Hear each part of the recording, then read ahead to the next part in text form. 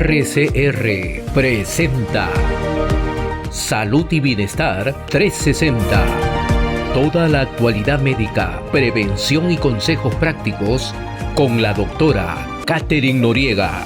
Iniciamos nuestro recorrido por una vida más saludable. Bienvenidos.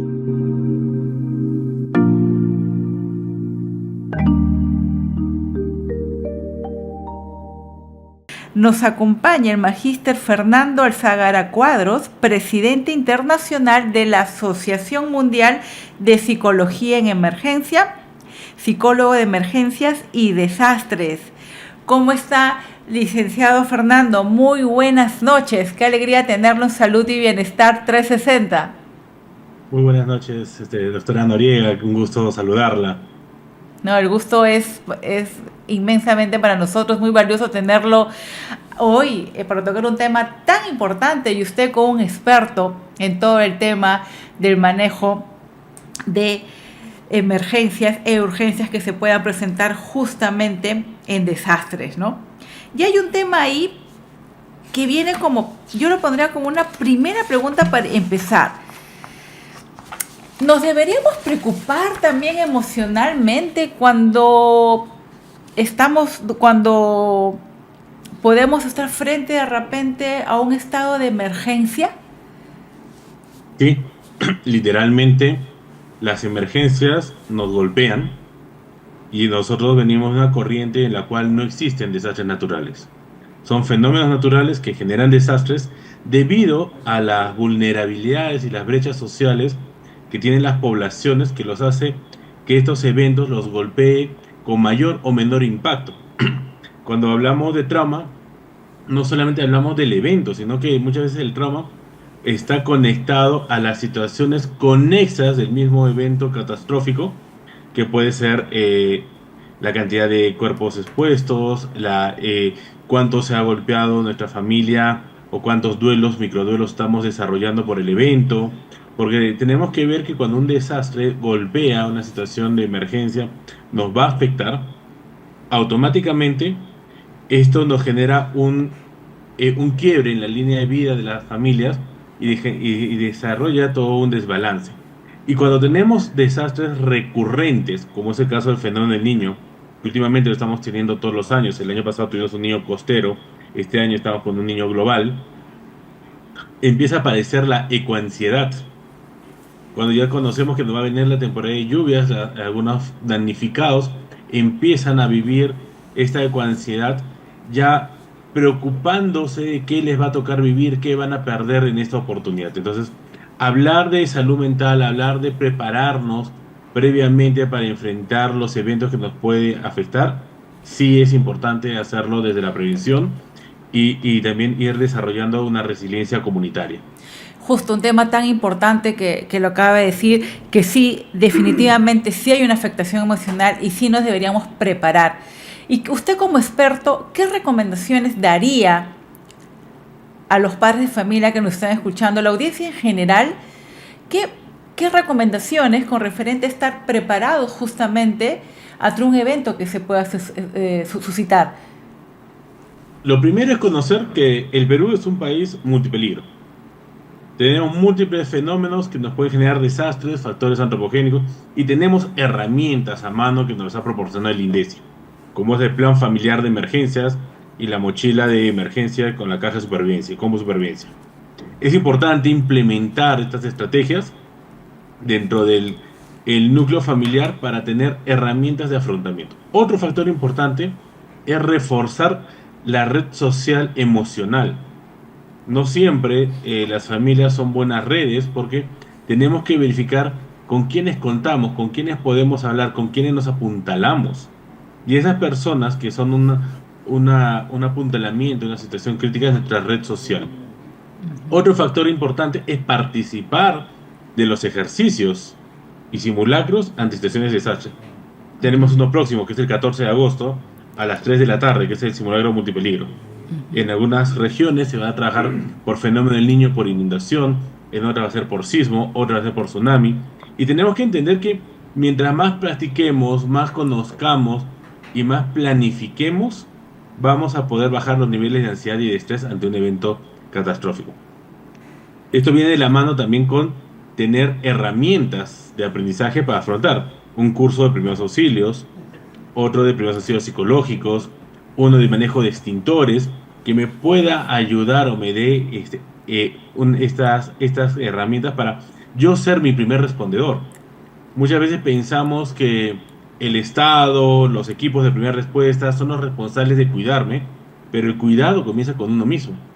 Entonces tenemos que entender que ante una situación macro, un gran terremoto en las grandes urbes como Lima, Arequipa, Piura, los equipos de primera respuesta se van a ver limitados. Entonces nosotros tenemos que aprender a poder hacernos autorrescates, poder organizar nuestra comunidad de vecinos, o si vivimos en departamentos, en bloques según los bloques, para poder tener unos aliados. Y ahí también estamos desarrollando redes de soporte. Entre mejores redes de soporte tengamos, mejor comunidad podamos vivir, más fácil vamos a poder sobrellevar estos eventos. Claro, un tema tan importante que acaba de mencionar, ¿no? La importancia de la red social emocional, ¿no? Que es vital, pero sobre todo el autocuidado, ¿no? No esperar que de repente tengamos el servicio externo para nosotros mismos empezar a prepararnos. Y viene un tema importante también. Usted, dentro de su especialidad, ¿cómo podemos preparar a nuestros niños para una eventual emergencia, ¿no? Sin obviamente transmitirles el miedo? ¿Cómo los podríamos preparar? Lo primero que yo recomiendo es la psicoeducación. Y cuando hablamos de psicoeducación, nos referimos a que conozcamos cómo son los fenómenos naturales. Y yo puedo explicarle a un niño qué es un terremoto, qué es un tsunami o qué es un huaico, por qué se origina. Otro factor importante es dar responsabilidades dentro del plan de familiar de emergencias. Por ejemplo, en casa yo tengo 2 niños y cada uno tiene su mochilita de emergencia para poder salir y para poder evacuar. Otro factor importante es entender que los niños son niños y que ante una situación crítica la mejor forma protectora son las técnicas lúdicas. Entonces yo tengo que jugar con ellos, y mientras voy jugando con ellos les voy fortaleciendo factores de resiliencia en los cuales los voy programando a los niños que son fuertes, son inteligentes, son capaces, que están en un ambiente seguro y que pueden confiar en papá y mamá. También que trabajamos con los niños para, digamos, trabajar su salud mental preventoria a un evento crítico. El hecho que sepan que la emergencia nos puede cambiar nuestro estado de ánimo y puedan ellos también identificar sus emociones y de repente nos pueden decir, me siento yo así, o no entiendo por qué me siento diferente, y entender que ante una situación crítica, los núcleos familiares, las personas que lo viven, van a tener comportamientos normales ante un evento anormal que nos tocó vivir. Entonces acá viene también un factor de entender que dentro del mismo núcleo familiar no todos vamos a responder igual, y entender que los niños, si nos juntamos con otros niños del barrio, se van a poner a jugar y de repente hemos tenido una situación de duelo y los queremos decirles que tienen que estar tristes, cuando el comportamiento del niño es juego y el juego los va a ayudar a canalizar ese estrés también. Exacto, tan importante lo que acaba de mencionar, la importancia de la psicoeducación y las técnicas lúdicas justamente para nuestros niños. Y ahí usted actualmente ya se viene trabajando también ello en la educación con los maestros, justamente porque no solamente hablamos de educar a los niños en el hogar, también hablamos de los colegios y obviamente también en la parte universitaria. Pero me voy a la parte netamente escolar. Venimos trabajando el tema de psicoeducación de repente como una medida preventiva ahorita para lo que ya nos estamos, prácticamente esta es el fenómeno del niño como que nos ha dado como un tiempo para prevenir y previniéndonos, ¿no? En diferentes áreas a nivel de operativas, en lo que respecta a nivel ya de producción, etc. Pero en la parte de educación, ¿estamos trabajando estas herramientas de psicoeducación que es tan valioso lo que nos informa hoy? Bueno, hace bastantes años se viene trabajando. Por ejemplo, en el año 2016 hubo una última modificatoria de su guía de atención de emergencias, en la cual ya se incorporaban entre las brigadas estudiantiles, brigadas de soporte psicosocioemocionales, en las cuales los colegios tienen que implementar kits lúdicos de la atención de la emergencia. Adicionalmente, desde el año 2012, antes, ya dentro de la currícula escolar, se tiene que hablar en los diferentes niveles sobre lo que es la gestión de riesgo de desastres. ¿Qué está faltando implementar? Y lo venimos trabajando, es el factor salud mental en desastres. Factor salud mental en desastres es términos nuevos en el país. Exacto. Si bien se viene trabajando hace bastantes años, pero recién se está masificando este conocimiento en diferentes entes. Pero sí tengan por seguro que el Ministerio de Educación tiene un equipo muy sólido de psicólogos que manejan gestión de riesgo de desastres y maneja estas técnicas. Es más, uno de estos psicólogos pertenece a nuestra organización, y hemos tenido también experiencias conjuntas nosotros con el Ministerio. Por ejemplo, cuando tuvimos los huaicos en la zona de Cotahuasi, que se contrataron psicólogos especialistas en emergencias y desastres para hacer la restauración emocional de los niños en toda esta zona afectada. Entonces sí se tiene estos cuidados, sí se tiene previsto estos manejos, existen guías, existen protocolos que el ministerio los comparte, son de fácil acceso y que es responsabilidad de cada director poderlos ejecutar e implementar. Exacto. Tema tan importante y valioso que nos viene diciendo doctor Fernando. Importante la prevención con respecto al manejo emocional ante cualquier situación de desastre que se pueda presentar. Volvemos en breve, nos vamos a una breve tanda comercial y regresamos en unos segundos. Gracias. Salud y Bienestar 360.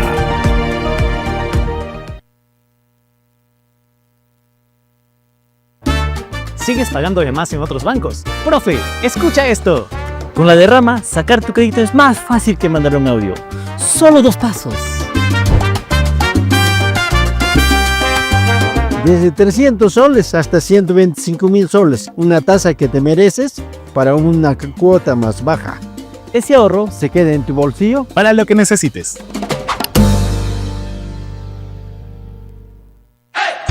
RCR ya está en CPM Play. Ahora puedes disfrutar de nuestra programación totalmente gratis. Donde y cuando quieras. Noticieros, programas de análisis, juveniles, musicales, series y mucho más. Todo en un solo lugar. Solo descarga la app CPM Play y comienza a disfrutar de nuestra señal en vivo. RCR en CPM Play, la red que comunica y une al Perú. ¿Sigues pagando de más en otros bancos? Profe, escucha esto. Con la derrama, sacar tu crédito es más fácil que mandar un audio. Solo 2 pasos. Desde 300 hasta 125.000 soles. Una mejor tasa que trae una cuota más baja. Ese ahorro se queda en tu bolsillo o puedes darte un gustito. ¿Tu equipo está enfrentando estrés, agotamiento o dificultades en el entorno laboral? En Fuente 360 creemos que cuidar a las personas también es fortalecer a las organizaciones. Trabajamos en 3 pilares: salud mental laboral, prevención de riesgos psicosociales y bienestar integral. Prevenimos el estrés laboral y el burnout, fortalecemos el clima organizacional y la seguridad psicológica y ayudamos a construir una cultura saludable y sostenible. Fuente 360. Transformemos juntos el bienestar de tu organización. Contáctanos. Salud y Bienestar 360. De regreso en su programa Salud y Bienestar 360, estamos abordando un tema importante referente al tema emocional, ¿no? Y obviamente ante una crisis que podemos estar presentando, que se puede dar en un desastre natural o también en lo que ya estamos en puertas con respecto a los temas preventivos del fenómeno del niño. Y ahí viene una pregunta, doctor Fernando, referente a la situación crítica. Supongamos que estamos en un evento crítico. Hoy en día no estamos ajenos, hemos tenido el sismo que se dio ahora este lunes en Colombia, trágico, nosotros en Perú, ¿qué medidas preventivas deberíamos tener y abordar justamente ante un sismo que se nos pueda presentar de una gran magnitud? ¿Qué recomendaciones en el tema, usted como experto, en la parte psicológica y lo otro también en la parte preventiva que deberían tener en casa, justamente para evitar algún daño? Bueno, inicialmente, en el antes del evento sísmico, es prepararnos para la emergencia, revisar las construcciones, conexiones eléctricas, preparar nuestros planes de emergencia familiar, hacer entrenamientos dentro de la familia, tener un organigrama, quién recoge a los hijos, cuáles son los puntos de reunión para si tuviéramos una emergencia, quién sale del trabajo. Toda esa información es importante para poderlo prevenir. Asimismo, el entrenamiento. Durante el evento en sí, una vez evacuado, tenemos que garantizar la calma y la paz. Y tenemos que entender que muchas veces, ante un evento de mucho estrés, el cerebro del ser humano va a bloquearse. Entonces el factor racional no va a funcionar y estamos en modo de supervivencia. Entonces que mucho de la canalización del estrés se va a dar en garantizar necesidades básicas. Si yo soy damnificado, puede estar una carpa, un techo, alimento para mi núcleo familiar. Y es ahí cuando de repente necesitamos recibir ayuda, pero con intervenciones de primer orden que nos permitan reajustar el factor instintivo y retornarnos al ámbito racional desde la psicología. Estamos hablando de los primeros auxilios psicológicos o técnicas de ventilación emocional. Entonces, si yo ya me entrené en estas técnicas, yo puedo brindarlas y puedo darlas. Y toda persona que se haya capacitado en primeros auxilios psicológicos los puede brindar. No son una exclusividad de los psicólogos. Y una vez que ya pasó las primeras 72 horas, 96 horas, que es lo que normalmente demora el cerebro en volver a regresar a reprocesar de manera ecuánime el factor cognitivo, recién ahí yo puedo recibir tratamiento mucho más especializado con técnicas como lo que es la terapia de aceptación y compromiso, la TREC, la conductivo-conductual, la Gestalt. ¿Y por qué? Porque literalmente estas técnicas psicológicas en las cuales nos entrenan nosotros en la universidad necesitamos un buen procesamiento racional. Entonces, tienen que entrar a trabajar los psicólogos especialistas en trauma para podernos hacer este reajuste. Si no, vamos a tener una revictimización. Un factor importante es que, digamos, si nosotros nos convertimos en damnificados y estamos albergados, tenemos que controlar la rumiación de ideas. Esta rumiación es sumamente peligrosa porque va a hacer que el trauma se ancle y la probabilidad de desarrollar un trastorno de estrés post-trauma va a ser mayor. Entonces, ¿qué nos va a ayudar a canalizar este estrés que estamos viviendo por el evento traumático? Es hacernos partícipes de nuestra propia recuperación. Es decir, ahí tendremos que ayudar a hacer las operaciones de rescate, ayudar con actividades dentro de los albergues, es mantenernos ocupados, poder responder a la emergencia, porque eso me va a dar un sentimiento de pertenencia, de comunidad, y me va a dar un factor de poder, porque yo puedo responder. Yo no voy a entrar en un factor de indefensión. Entonces es importante no meter en una burbuja al damnificado o revictimizarlo porque sufrió un evento catastrófico, sino tenemos que motivar a estas personas a que sean respondedores. Y una vez que ya se ha trabajado el trauma, se ha trabajado el cotidiano, tenemos que trabajar también intervención en duelo.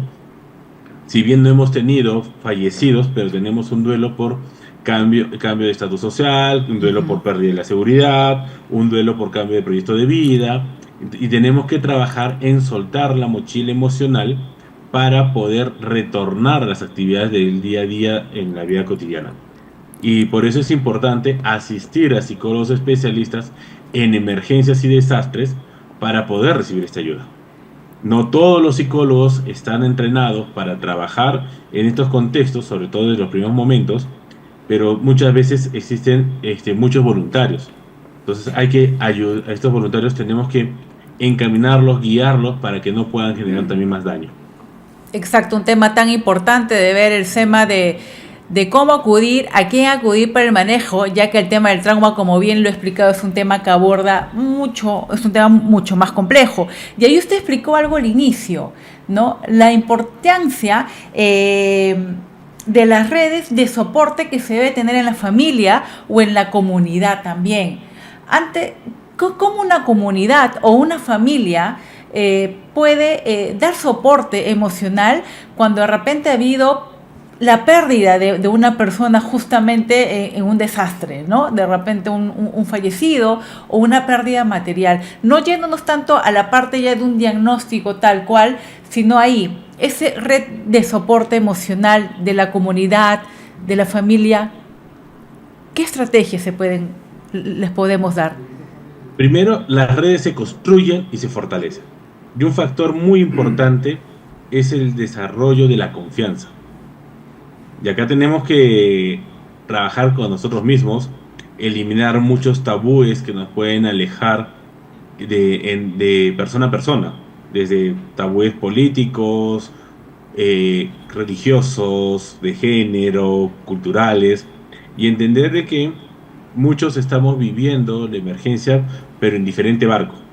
Unos tienen una chalupa y otros tienen un destructor. Entonces, entender que comienza por la empatía. El otro factor importante es que cuando tenemos estos eventos no tenemos que tomarlo personal como las personas responden. Muchas de las personas van a responder desde el miedo, desde el temor o desde el dolor. Entonces, si yo me tomo personal que de repente me contestaron mal o un comentario que me dolió, ya estoy yo fallando, porque tengo que entender que esta persona no está razonando. Luego tenemos que trabajar mucho el tema de los adjetivos o los juicios que nosotros podamos dar en contra del mismo núcleo familiar. Y ahí viene que trabajemos y en el previo trabajamos en fortalecer, a ver qué le gusta a mi hijo, qué no le gusta, qué bromas sí, qué bromas no, o qué miedos tiene.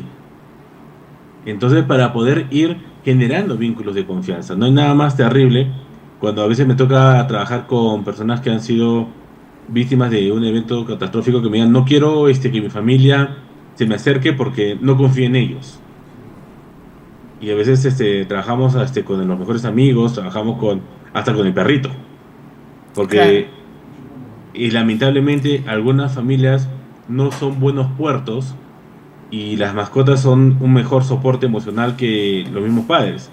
Entonces, es importante que como núcleo familiar empecemos a desarrollar, a ser buenos puertos con nuestras parejas, con nuestros hijos, en el cual podamos escucharles también, podamos comprender cómo ellos están manejando y no los disminuiremos porque pensemos que son muy pequeños. Entonces, ese núcleo de comunidad se va desarrollando tanto a nivel familiar, a nivel de vecinos, a nivel de amigos. Y algo que yo siempre recomiendo es que muchas veces el árbol genealógico también debe podarse. Entonces, si no tenemos gente que nos sume, que nos cuide, que nos protege, es mejor podarlo y dar un paso al costado. A veces nosotros hemos crecido y creído que tenemos que agradarles a todos y no todos tenemos que agradar. Sí. Entonces tenemos que también velar por eso. Si hay una persona, un miembro de la familia que no le agrada a nuestros hijos, a veces sería bueno también escucharlos por qué y alejarnos de esta persona. Entonces es importante que prime un espacio de armonía, diálogo, comunicación, porque cuando hablamos de situaciones críticas, los niños fortalecen y empoderan a los adultos y los adultos fortalecen y empoderan a los niños. Entonces, cuando ocurre un evento trágico y cambian las actitudes de los padres porque están buscando cubrir las últimas necesidades y hay un distanciamiento de los niños van a sentir que ese evento fue generado por culpa de ellos. Entonces, lo primero que tenemos que hacer es también tener esa capacidad de hablar y quitar miedos. Y controlar las ideas irracionales. Y por eso es importante también entender que las personas van a responder de forma diferente. Si yo tengo que mi pareja es sumamente nerviosa, yo no puedo estarme burlando de eso, sino tengo que quitarle los miedos, tengo que darle esa tranquilidad y esa paz. Exacto, tan importante y valioso lo que acaba de informar, ¿no? Fortalecer esos lazos de confianza tanto en la familia y también en la comunidad para poder actuar de forma oportuna cuando se presentan algunos de estos eventos críticos. ¿Y qué recomendaciones usted daría a quienes viven en zonas prácticamente más vulnerables ante lluvias, inundaciones o huaico, sabiendo que nosotros acá en Lima tenemos varias zonas? ¡Wow! Y si le pregunto a usted, que usted es especialista y experto en rescate de emergencia, no sé si la respuesta va a ser tan alentadora, pero ¿qué recomendaciones nos daría sin entrar al estrés, no siempre a la calma? Mira, muchas personas se han asentado en esas zonas por una necesidad y lo que les alcanzaba en el bolsillo. Hay que ser realistas en nuestro país. Hay un tema bastante complejo con el tema de los terrenos y las habitaciones urbanas. Entonces, si yo ya estoy asentado en una zona de peligro, tengo que ser yo responsable de mitigarme a mí mismo los riesgos. Entonces, si sé que por la pista al frente de mi casa es la continuación de una quebrada seca, como pasa en Chosica, tendré que procurar tener una defensa ribereña en la frontera de mi casa, ya sea con sacos terreros o, como hemos visto en algunas zonas que han construido algunos muros, algunos parapetos, y que para poder ingresar a la vivienda entras por unas gradas o automáticamente a un segundo nivel. Entonces, tenemos que nosotros tener esa capacidad de respuesta. Si yo sé que de repente por el fenómeno del Niño que nos va a tocar vivir este año, que es de igual o mayores condiciones que el de 2017, y el 2017 se me empozó la casa porque se desbordó el río y llegó hasta mi vivienda, tendré que tener siquiera baldes, palas para poder limpiar mi vivienda. Entonces, tener estas herramientas para poder afrontarlas u organizarnos entre los vecinos para la compra de motobombas. Entonces ahí viene el factor de resiliencia. Yo espero que me golpee o me impacte el evento, o también yo voy a responder. Y un claro ejemplo fue los vecinos de Cooperativa Abogados en Arequipa, en los huecos de este año, que en paralelo a la maquinaria que otorgó el gobierno regional, ellos contrataron Línea Amarilla porque tenían esa capacidad adquisitiva. Claro. Y pudieron responder y rehabilitar su zona mucho más pronto.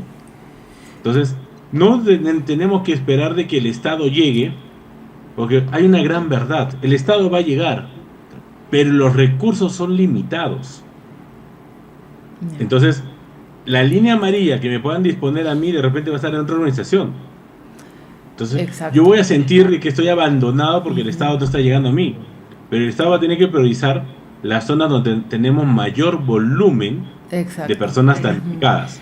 Entonces, es responsabilidad de nosotros tener esos cuidados, poder almacenar agua, almacenar alimentos no perecibles, tener un balón de gas extra de repente, y de repente ir ya organizándonos entre los vecinos, conociéndonos para poder ir desarrollando planes. ¿Qué pasa si tenemos un huaico? ¿Qué pasa si tenemos un terremoto? Claro, viendo las medidas preventivas. Y doctor Fernando, no quiero terminar sin algo importante para ir cerrando este bloque con usted, que es valioso, que nos quedaríamos hablando mucho más. Botiquín emocional familiar. ¿Qué recomendación daría como botiquín emocional que deben tener los padres de familia? Ok, primero tenemos un botiquín físico y un botiquín que no es físico. El botiquín físico: una mochila, una manta, un peluche, de repente colores, hojas de papel que nos permita que, si yo estoy muy estresado, un libro para colorear o de mandalas, en el cual yo pueda sacar mi frustración, que me ayude a expresarla. En la parte no física, exacto, emocional, ver que literalmente cuáles son nuestros objetivos, por qué estamos actuando, qué estamos haciendo, y entender que muchas de las tomas de decisiones que nosotros vamos a hacer por nuestra familia en una situación crítica, la hacemos desde el amor. ¿Por qué? ¿Qué ocurre? Muchas veces aparece el hubiera. hubiera hecho esto, hubiera hecho aquello, pero eso ocurre cuando yo ya conozco el desenlace y entender que tenemos limitaciones, entender que somos diferentes, entender que los hijos, por más que sean una misma madre y tengan la misma crianza, van a tener respuestas diferentes, Exacto. apegos diferentes. La Entonces es importante. La importancia de la comprensión, la comprensión, la empatía y la escucha. Muchas gracias, doctor Fernando, por acompañarnos en Salud y Bienestar 360. Ha sido valiosa su información. Gracias. Perfecto, muchas gracias. Hasta luego. RCR presentó Salud y Bienestar 360 con la doctora Katherine Noriega, una producción de Red de Comunicación Regional para integrar salud y calidad de vida en todo el país. Hasta nuestra próxima edición.